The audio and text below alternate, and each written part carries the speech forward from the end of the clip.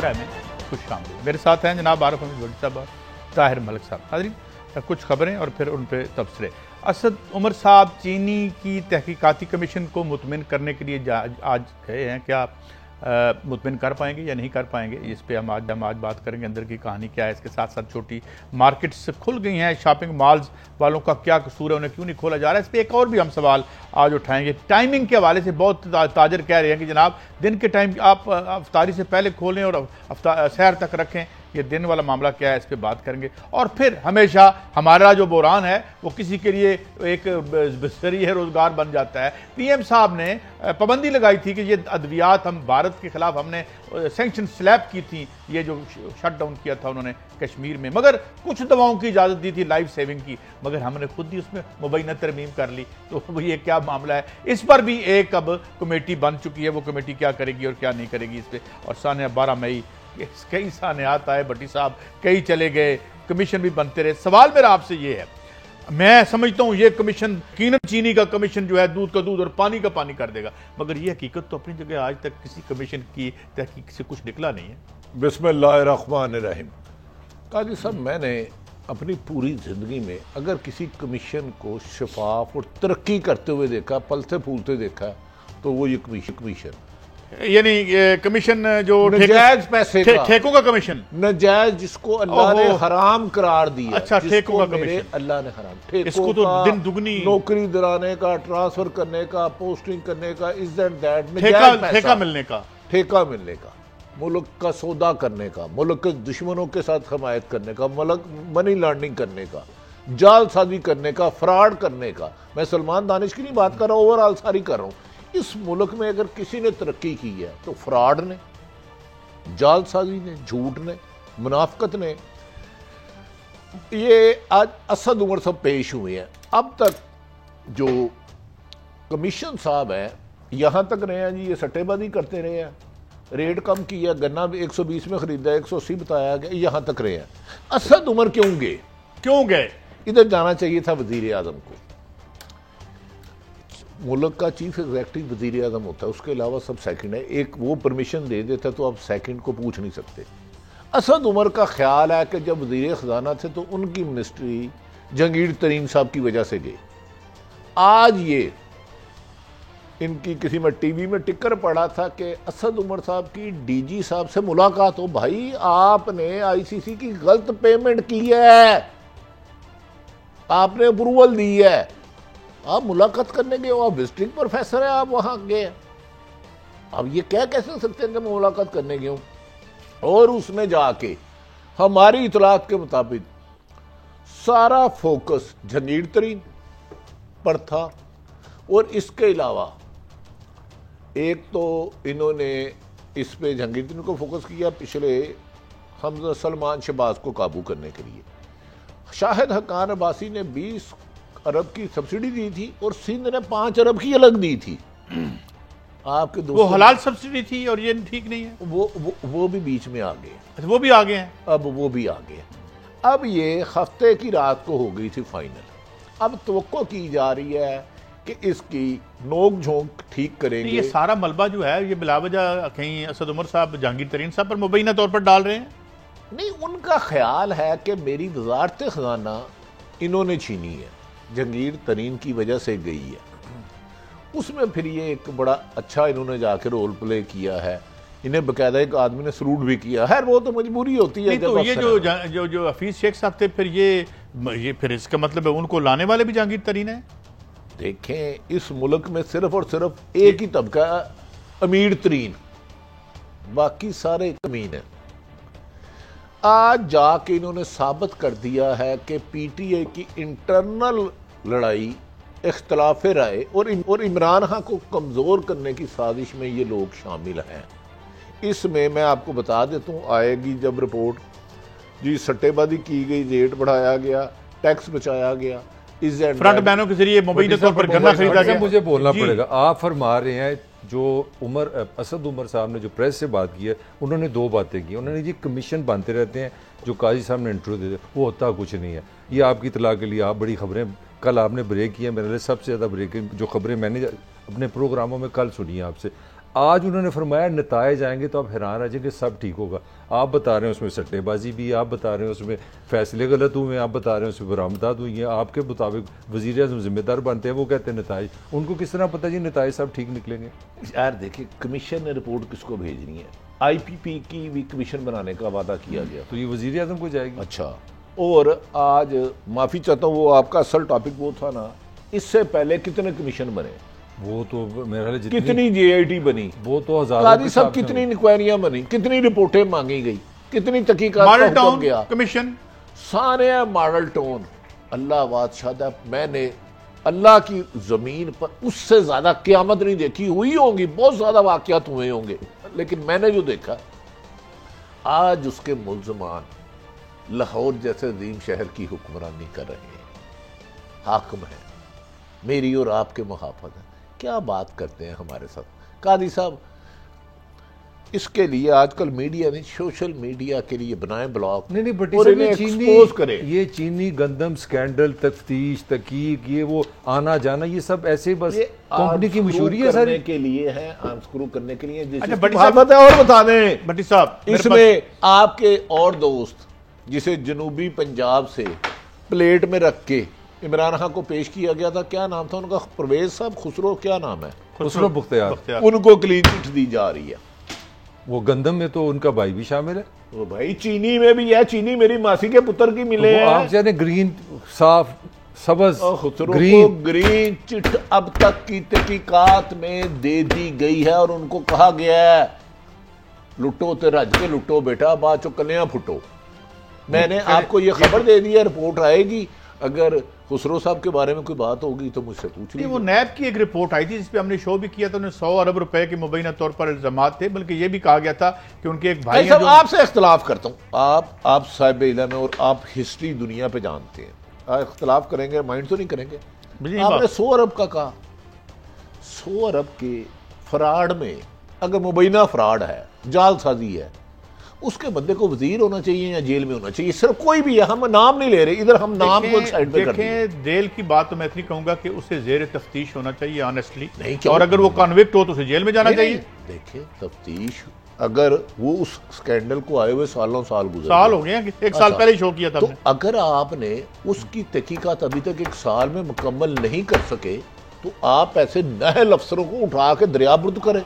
हाँ, लेकिन भट्टी साहब, मैं एक खबर आपके साथ और शेयर करना चाहता हूँ, और वो है टाइगर फोर्स के हवाले से बहुत उस पर तनकीद हो रही है, मगर मेरी राय ये है कि इमरान खान अपने वर्कर्स की एक अलहदा से टीम मुनज़्ज़म कर रहे हैं इस हवाले से, और वो बेजार हैं, वो बेजार हैं। मैं इतनी बात कर दूं कि जो उन्हें तजर्बा हुआ है 2-2.5 सालों में, ये जितने लोग उनके इर्द गिर्द हैं जो आप देख रहे हैं, वो चाहते हैं कि बराह रास्त जो यूथ में उनकी पेनिट्रेशन है वो उस कॉन्स्टिट्यूएंसी को मेंटेन करें और उनसे उसका ताल्लुक रहे। उन्होंने आज चारों सूबों के जो सेक्रेटरी हैं, जो उनको फरमाया, उन्होंने चीफ सेक्रेटरी से कहा कि ये एक बड़ा ही ज़बरदस्त आइडिया, आप इनको फॉलो करें। ये चीफ एग्जीक्यूटिव पाकिस्तान में इमरान खान की बात कर रहा हूँ। उन्होंने आज उनको, मैं ये नहीं लफ्ज़ कह रहा कि दबाव डाला है, उन्होंने as a chief executive Pakistan चारों चीफ सेक्रेटरीज को हुक्म दिया है कि ये टाइगर फोर्स एक बड़ी कीमती चीज़ है, बड़ी फॉल है और बड़ी ज़बरदस्त है, आप इस पर इनको शामिल दोनों ने बड़ी अच्छी बात की। आज दोनों से आज के बाद अपने अपने रास्ते अलग अलग। वज़ीर आज़म पाकिस्तान एक तो मुल्क का वज़ीर आज़म होता है, किसी एक जमात का नहीं होता,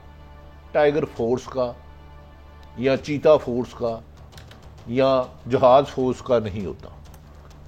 टाइगर फोर्स की उन्होंने चारों चीफ सेक्रेटरी को फ़ोन करके किस कैपेसिटी में कहा कि ये बहुत बड़ी फोर्स है, उसकी लीगल पोजीशन क्या है, क्या वो अवाम के वोटों से आए हैं, क्या उन्होंने अवाम का ओथ लिया है, उनकी क्रेडिबिलिटी क्या है। आजकल मैं टाइगर फोर्स पे ही काम कर रहा हूँ। वज़ीर आज़म ने तो वोट दिया ना, वज़ीर आज़म तो वोट दे नहीं सकता ना, वो तो चीफ एग्जीक्यूटिव ताकत नहीं उनके पास। यार मैं आपसे आपको किस चाहल ने कह दिया मुझे बताएं, आज़म हो या प्रेसिडेंट, कानून आइन से मामला कुछ नहीं कर सकता। टाइगर फोर्स का एक जवान मुझे मिला, उसकी लाहौर में बड़ी जबरदस्त बुक है, माशाल्लाह अच्छा खासा कारोबार है, किताबें लिखते हैं। हाँ, उर्दू बाजार में बुक है ना, और उसमें ना उस टाइगर फोर्स के जवान ने 6 बंदे नाम दिए हैं, उनकी एक बुक लिखने पे जो एक दिन की आमदन है 20 लाख है तकरीबन, और वो भाटी और लोअर माल के इलाके में लिखी जाती है एक दिन में। अगर और टाइगर फोर्स के बताऊं, नाम। भट्टी साहब ये और पंजाबी उनका में क्या माजी होती है बुक? भट्टी साहब हैं? ये पंजाबी में बुक को क्या कहते हैं? मैं मुझे किताब। समझ नहीं आ रही बात। नहीं सही सही तर्जुमा करेगा। यार देखे, नहीं जरा ये देखे ना, मेरे जैसे नाड़ी बंदे को समझ ही नहीं आ रही बात क्या हो रही है। जुल्फ़कार अली भुट्टो मरहूम ने भी एक बनाई थी फोर्स कोई, क्यों काई साहब आप तो पुराने दौर के हैं। ASFS बनाई थी उन्होंने, भुट्टो ने बनाई। हाँ, उन्होंने ASF बनाई हाँ, थी। बनाई। ASF बनाई थी। और आइंदा ये हुकूमत 20 साल चलती है, इमरान खान साहब की 50 साल चलती है। टाइगर फोर्स के रेफरेंस बनेंगे और इसमें लोग रेस्ट होंगे। भट्टी साहब, मैं इस बात पे थोड़ा सा बनने चाहिए, अगर गलत है जो पहले रेफरेंस का हशर हुआ है हमने देख लिया। पर मैं जरा गवर्नर साहब को सुनवा लूँ आपको। गवर्नर साहब भी बड़े नालां हैं इस ब्यूरोक्रेसी से, जरा सुनाएं जी। मैं बहुत दुख के साथ इस रमज़ान के महीने में कहना चाहता हूं कि हमारी ब्यूरोक्रेसी में चंद काली भेड़ों को गरीबों के साथ कोई हमदर्दी नहीं है। गरीब गंदा पानी पीने से मरते हैं तो मर जाएं, हमने आबे पाक अथॉरिटी को नहीं चलने देना। इस हफ्ते मैं इन ब्यूरोक्रेसी के लोगों से फाइनल मीटिंग करूंगा और अगर ये राह रास्त पे ना आए, इन्होंने रुकावटें बंद ना की, तो अगले बुध को मैं प्रेस कॉन्फ्रेंस करके इन सब लोगों के चेहरे बेनकाब करूंगा। ये चेहरे बेनकाब करेंगे या बेमास्क कर देंगे? खुद भी तो मास्क पहना हुआ उन्होंने। अच्छा, लेकिन अच्छी बात है। साहब ये इतना जुल्म हो रहा है गवर्नर पे, ये बड़े मजलूम है ये तो। थोड़ा सा हमें भी टाइम मैं दे। एक सवाल, मेरा सवाल पूरा सुन। Sir please. पहले खिलवाड़ हुआ पानी के साथ, पानी कंपनी बन के 3 अरब रुपया खर्च हो गया, एक पैसा नहीं बना। इन्होंने कहा था मैं 10 लाख में बना के दे दूंगा उनको, जब इनकी ये गवर्नरशिप वापस ली थी पहले। अब क्या मामला है? अब कौन नहीं पानी साफ होने दे रहा? अच्छा सुन ले, एक तो जो बयान अब ने सुनाया चौधरी सरवर साहब हैं गवर्नर पंजाब, उनका बयान है, मैं और आप नहीं दे रहे। और इनके प्लांट मैंने देखे हैं। अगर कंपैरेटिवली किसी को सियासी शऊर अक्ल है तो इनमें एक चौधरी सरवर साहब का नाम मेरी राय में आता है। इससे इख्तलाफ राय आपका। यानी बरतानिया में भी सियासत करते रहे। अगर गवर्नर इतना बेबस मजबूर लाचार है, प्राइम मिनिस्टर कहता है ब्यूरोक्रेसी मेरी नहीं मानता, इस हुकूमत ने खेत मिट्टी रिजल्ट देना। नहीं भट्टी साहब, अब दूसरी बात सुन ले, आम आदमी किधर जाएगा ना? अगर गवर्नर इतना मेरा बेबस है। चैलेंज है, आम आदमी को कहो लाहौर के ग्रेड 20 के अफसर किसी को मिलके दिखाए। तो ये गवर्नर इतना लाचार बेबस है तो आम आदमी क्या? अच्छा सुन ले, आईजी तगड़ा है। आईजी ने आते सार, शुएब दस्तगीर साहब है, जब ये एसपी एडमन थे, मैंने उस वक्त उन्हें देखा था, माशाल्लाह दराज कद है, तकरीबन 7 फुट कद है, छाती कोई 50 इंच है। इन्होंने कहा था मैं करप्ट आदमी है, डीपीओ गुजरात इसे नहीं रहने दूंगा, करप्ट आदमी है, मंडी बहाउद्दीन नहीं रहने दूंगा, चिकवा रहीमिया साहिबाल किसी करप्ट को नहीं लगाऊंगा, जंग किसी करप्ट को नहीं लगाऊंगा। एक बंदा नहीं लगाया, सबको साफ सब उड़ा दिया उन्होंने। यार कमाल है। साफ कायदे आजम ने वैसे नहीं था कहा पहली प्रेस कॉन्फ्रेंस में जाके कि ब्यूरोक्रेसी से आपने कानून के हुक्मरान है, पब्लिक सर्वेंट है, अब किसी सियासतदान के नहीं। आईजी पंजाब शुएब दस्तगीर के स्पोक्समैन को लाइन मिले, 5-6 करप्ट आदमी से उड़ा दिए इन्होंने, परवाह ही नहीं की। क्या बात वो है। लोग मिन्नते करते रहे, यार ये सीएम का आदमी है, ये फलां का आदमी है, ये फलां का। उन्होंने कहा ना, करप्शन पे कोई कंप्रोमाइज नहीं। ये गुजरात के सूबे मसूरी शहर की बात करें, गुजरात इंडिया वाले की बात कर। भट्टी साहब मुझे ये बताइए किसको भी इनकाब करेंगे? अरे भाई, सरकारी नहीं हेलो। ठहरे, ये बड़ा अहम सवाल है। उन्होंने थ्रेट किया है, धमकी दिया कि मैं 7 दिनों के बाद क्या भी इनकाब करेंगे, क्या बताएंगे हमें?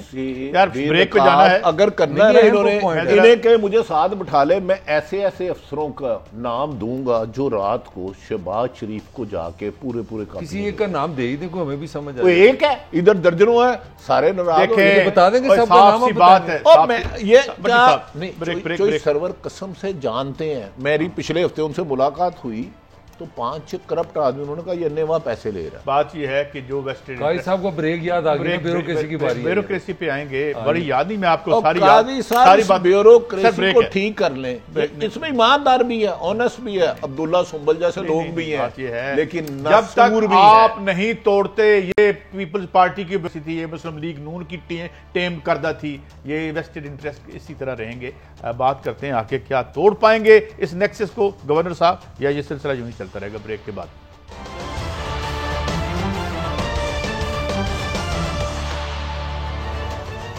Welcome back. गवर्नर पंजाब कहते तो बिल्कुल ठीक है और हम बिल्कुल उनका साथ देते हैं, उनके चेहरों से नकाब उतारे, मगर आपके इर्द गिर्द भी कुछ ऐसे लोग नजर आएंगे जो बड़े पर्दानशी हैं, नकाब, तो उनके भी अच्छा काजी साहब, मैं थोड़ा सा एक आपकी इजाज़त से बात करना चाह रहा हूँ। देखिए इस वक्त कोरोना है, पूरी दुनिया को पता है किस क्राइसिस में पाकिस्तान, पूरी दुनिया, तो हम क्या कर रहे हैं? हमारी वफाक और सिंध की लड़ाई नहीं खत्म हो रही। एक ही सूबा है जहाँ पे पीटीआई की हुकूमत नहीं। आज हमारे जो वज़ीर ख़ारजा साहब है, फिक्रा सुनिए उनका। मैंने इसके बाद आपको थोड़ा मेरे ज़हन में आया है कि ये टाइगर फोर्स वैसे तो गैर कानूनी है, लेकिन इसकी एक रीज़न हो सकती है, भारत ने आरएसएस की थी तैयार। अच्छा, उसका मुकाबला करेंगे। मेरा मतलब वो मुसलमानों के साथ करते थे जुल्म। मुझे लगता है टाइगर फोर्स मकबूजा कश्मीर में जाके ना भारत को मुंह तोड़ जवाब देगी।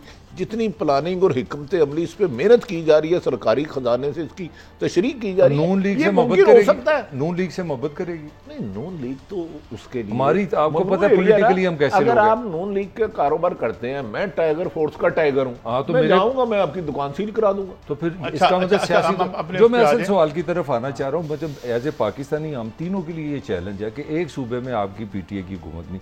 आज उन्होंने फरमाया, उन्होंने कहा सिंध कौन होता है बिजली के बिल कम करने वाला? ये क्या है? What is this? हम किस लड़ाई में फंसे यानी हुए इस पे थोड़ा सा कमेंट मैं भी कर प्लीज प्लीज। मैं समझता हूं कि आज हक अदा कर दिया उन्होंने, कुरैशी साहब ने। कुरैशी साहब ने देखें, अपनी जान पे खेल के, अपने असासे बेच के इस इतनी मुफ्त और सस्ती बिजली पैदा करने वालों के आप हकूक के लिए ये नहीं लड़ेंगे तो कौन लड़ेंगे? काजी साहब मजाक कर रहे हैं? मैं मजाक नहीं कर रहा। देखें, उन्होंने कहा हम अभी शुक्र है उन्होंने ये नहीं कहा कि हम हाथ तोड़ देंगे उन लोगों के इतनी सस्ती और शफाफ बिजली बनाने वालों की तरफ आंख उठाकर देखा। अरे आप वैसे कभी एक दफा करना तो क्या है आपने अवाम के लिए, उसके हक में एक ऐसी तकरीर ही कर दें जो आप इनके हक में कर रहे हैं। होते कौन है? देखें, ये है क्लास कैरेक्टर। होता है कौन है? आप बिजली की कीमत कम करेंगे, टांगे तोड़ देंगे। ये मेरी तरफ से फिक्र डाले गए हैं। लहजा यही कह रहा था, आगे अगर गया हो शॉर्ट तो है हम बर्बाद कर देंगे। मैं माफी चाहता हूँ, हुकूमत में गलत तनकीद करते हैं, ये मुंतखब नुमाइंदे हैं। सेनेट और कौमी असम्बली में बिलावल, सारी जमातों के लोग सारी सारी रात रोते रहे कि हमने कोरोना के जाके कानून साजी करनी है असम्बलियों में। उस पर कितना खर्चा है आपको पता है? जाके खर्चे में हुआ क्या? कानून साजी करने गए थे, कोरोना को ख़त्म करने गए थे, कोरोना के साथ लड़ने गए थे, आपस में लड़ पड़े। मुझे इन दोनों सेनेट और कौमी असम्बली के इजलास का एक फ़ायदा बताया जो आम शहरी को हुआ हो, और ये मैं अखराजात कितने हुए। मैं आपको सुनवाता हूं ना कि बिलावल भुट्टो साहब ने क्या कहा आज जाके, और कोरोना के सिलसिले में कितना बड़ा इनकलाब आ गया है इस असम्बली के सेशन के बाद। जरा गौर फरमाइए। ये किस किस्म का बयानिया है कि एक वफाकी वजीर कहे कि मुझसे या मेरे जमात से सिंध की बू आ रही है? इसका मतलब क्या है? मैं मुतालबा करता हूं कि ये वजीर अपना लफ्ज वापस लो, और अगर वो वापस लेने को तैयार नहीं है तो इस्तीफा दो। इस किस्म का बयानबाजी हम किसी भी सूरत हाल में बर्दाश्त नहीं करेंगे। ये शख्स सियासी लोहा बनाने की बात कर रहा है। हम जानते हैं कि आपने अपना सियासी लोहा कैसे बनाया। मुझे तो पता है कि किसने इस वजीर साहब को, जब वो हमारा वजीर साहब था, किसने अप्रोच किया, किसने वजीर आजम बनने का ख्वाब दिखाया, इस वादा पे किस वजीर साहब ने मेरे जमात छोड़ा, और अब भी वही वजीर अपनी जमात में वही खेल खेल रहा है। तो बिलावल साहब लगे हाथों यही बता दें, आपको किसने सिफारिश की थी जब आपके ये वजीर थे, आपके वजीर खारजा थे, वो भी लगे हाथों बता दें। और भट्टी साहब मुझे ये बताएं, पार्लियामेंट के लिए हम जाने दी लोगों ने, ये पार्लियामेंट में पता लगता है कि ये इस मुल्क के बासी हैं, ये हमारे मुल्क हमारे मसले। सवाल ये था कि सेनेट पे खर्चा कितना है, कौमी असम्बली में बिलावल साहब ने अपनी भड़ास निकाली सियासी, 5 से 6 करोड़ है। मुझे गरीब के दर्द नजर नहीं आया। मुझे उसने ये नहीं कहा बिलावल साहब ने कि मैं इतना फंड कर रहा हूँ कोरोना में, हमने ये मेहनत की। क्या असम्बलियाँ एक दूसरे को गाली गलोच, एक दूसरे की तजलील करने के लिए बनाई गई हैं या कानून साजी के लिए? मुझे ये मुझे सिर्फ जवाब, मैं आपको खुल के बात, असम्बलियाँ जो आइन में लिखा हुआ है कि हमारे आइनी हकूक और हमारे राइट्स के लिए बनाई गई हैं, मगर ये चंद खानदानों के राइट्स की एक अखाड़ा बना, अखाड़ा बन गया है। आज की सबसे बड़ी खबर कादी सईद ने दी, 2020 की असम्बलियाँ हमारे कानून के राइट्स के लिए बनाई गई हैं। आज और कल कौन से कानून साजी की? भट्टी साहब आप अहमी तनकीद करें, इससे ज़्यादा पीसफुल कोई असेंबली होगी जिसमें ना कायदे अवान है, ना कायदे इस पर इख्तलाफ है, ना इमरान साहब आते हैं, ना शहबाज आते हैं। इससे तो पीसफुल दुनिया में कहीं असेंबली हो नहीं सकती। आते ही नहीं है, वो तो लिफ्ट ही नहीं नहीं, कराते। नहीं आए आप क्या थे बात कर यार, रहे हैं? शहबाज कब साहब आते हैं? लंदन से कोरोना खत्म करने आए किधर हैं, हैं? वजीर दोनों आजम नहीं ने आते। टाइगर ये फोर्स मुझे बना दी। बताएं कि बिलावल भुट्टो देखें साहब नहीं, या मेरा जो नहीं, लीडर है, सिक्योरिटी की वजह से इन दोनों को दिखाया नहीं गया। अच्छा, मेरी कोरोना इत्तला वहाँ है, हो दोनों सकता गए है, थे। वहाँ कोरोना हो सकता है। नहीं, बात सुने सिक्योरिटी ना। की वजह से यहाँ सुलेमानी टोपियां थी। ये रोज़ा उनको ये लग रहा हो नहीं होगा। सकता कि मुल्क का नहीं कौमी यार- असम्बली और यार सेशन बयानिया सेनेट में ना हो। इनका बयानिया जरा गौर फरमाए। इन्होंने बयानिया क्या कहा कि जनाब ये तो एस्टेब्लिशमेंट के आदमी है। वो किसकी बात यार कर रहे हैं? सुने ना, किसने बनाया इमरान उनको? खान की बात कर रहे हैं। नहीं, नहीं, ये जो- ओ यार मुझे मेरी कहा है मेरी कि बात कुरैशी- मेरी बात तो कुरैशी सुने। साहब के पहले पीछे मुझे होता है वो। बताएं कि 88 की असम्बली में कौन कौन से वजीर के लिए आपको सिफारिश आई थी जब आपकी वालदा मोहतरमा पहली दफा प्राइम मिनिस्टर बनी थी और हमने भंगड़े डाले थे? आपने इंडिपेंडेंटली सारी कैबिनेट बनाई थी और आप कह रहे हैं कि आपने वजीर खारजा लगाया। किस आदमी ने कहा था? आप हमसे वोट लेकर सिफारिशें किसकी लेते हैं? आप कौन को बताएं आके ना। आप किसकी बात कर रहे हैं? यार ये जो मैं तो जरदारी, नहीं, मैं तो बिलावल भुट्टो जरदारी साहब से पूछ उन्होंने रहा कहा कि हूं उनको कि फिर भाई लारा आप लगाया खुद गया। मान रहे हैं कि आपको कौन आपसे ये फैसले करवाता भट्टी है? साहब ये किस भट्टी तरफ जा रहे हैं? साहब लारा आज कर हमें रहे बताएं हैं। जी ये जी जो बताएं कह रहे- बताएं और उन्होंने कहा इस्तीफे का भी मुतालबा किसके किया। हाथों में है? ये कहते हैं जी हमें भी किसी ने कहा था, देखिए, आपको भी किसी ने कहा है। ये क्या? इस्तीफे का भी मुतालबा इस किया। मुल्क में इससे पहले इन्होंने इमरान खान के इस्तीफे का मुतालबा किया पीपल्स पार्टी ने, क्या उन्होंने इस्तीफा दे दिया? उसके बाद आज इन्होंने कहा ये बात, मेरा ख्याल है शाह महमूद कुरैशी की ये बात सच थी कि सिंध हुकूमत अपनी मर्जी से बिजली और पानी के बिल कम नहीं कर सकती, ये वफाक का मामला है। लेकिन ये असम्बली का इजलास मेरे आपके या कोरोना के खात्मे के लिए नहीं हुआ, ये चंद मुफाद परस्तों के लिए हुआ था।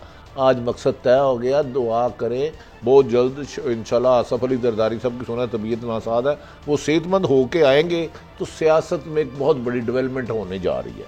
सियासत में एक बहुत बड़ी डेवलपमेंट होने जा रही है। क्या भट्टी साहब हो रही है डेवलपमेंट? पहले तो थोड़ा सा बताएं कि बहुत बड़ा क्वेश्चन बना हुआ है जरदारी साहब की सेहत। इस मुल्क में दो बंदे ऐसे खामोश हुए हैं, एक का नाम मरियम है, दूसरे जरदारी साहब है। किधर गए ये दोनों लोग? पहले जरा ये पूछ लें उनकी सेहत कैसी है, बड़ा जरूरी सवाल है। नहीं, जरदारी साहब को अल्लाह ताला तंदुरुस्ती सेहत जिंदगी दे, सख्त सीरियस है मेरी इत्तला के मुताबिक। उनके करीबी दोस्त जो उनके बहुत ज़्यादा करीबी दोस्त हैं, उन्होंने बल्कि कहा उनके लिए दुआ करें, तो हम दुआ गो कि अल्लाह ताला उनको तो उन समेत तमाम बीमारों को स्पीकर कौमी असम्बली असद कैसर साहब को भी कोरोना वाला इनको सेहत दे। नवाशी साहब भी बीमार है। ब्रेक है नाजरीन, और ब्रेक के बाद आएंगे और बताएंगे कि प्राइम मिनिस्टर साहब ने अलाउ किया था लाइफ सेविंग ड्रग्स मंगवाने के लिए, और फिर वो लिस्ट कहाँ तब्दील हुई, क्यों हुई, उस पर इंक्वायरी बैठ चुकी है। इस पर ब्रेक के बाद आके बात करते हैं।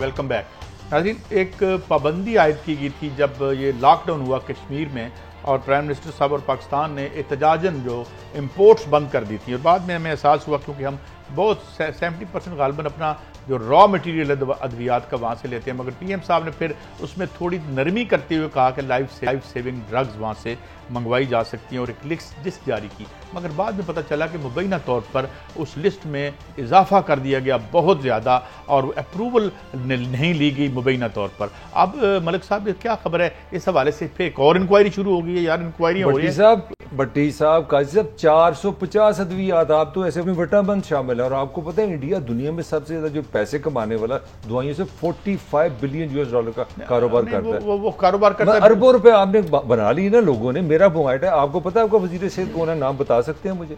किसकी जिम्मेदारी? Prime minister. तो फिर आप बताएं हु इज रिस्पांसिबल? वजारत भट्टी साहब 450 अद्वियात सेहत है, आपको पता ही नहीं यार। मैं वही गुजारिश दुनिया के सबसे मशहूर वजीर आज़म, देखिए हर पॉलिटिशियन ने आके सियासत में रूज देखा, वाहिद इमरान खान साहब है मेरे कायद मोहतरम, जिन्होंने स्टूडेंट लाइफ से खेलने की लाइफ से तो कहते हैं बड़े ईमानदार है, बड़े तो मैं अभी कह रहा हूँ। तो 450 दवाइयां किस तरह से पाकिस्तान स्मगल हो गई? यार करप्शन कोई बुराई नहीं है, करप्शन के खिलाफ जो एहतजाज करेगा, आइंदा कानून साजी होगी, उनकी जबान काट ली जाएगी, उनके प्रोग्रामों में पाबंदी होगी, उनको नौकरियों से निकला दिया जाएगा, क्योंकि करप्शन हर हुकूमत का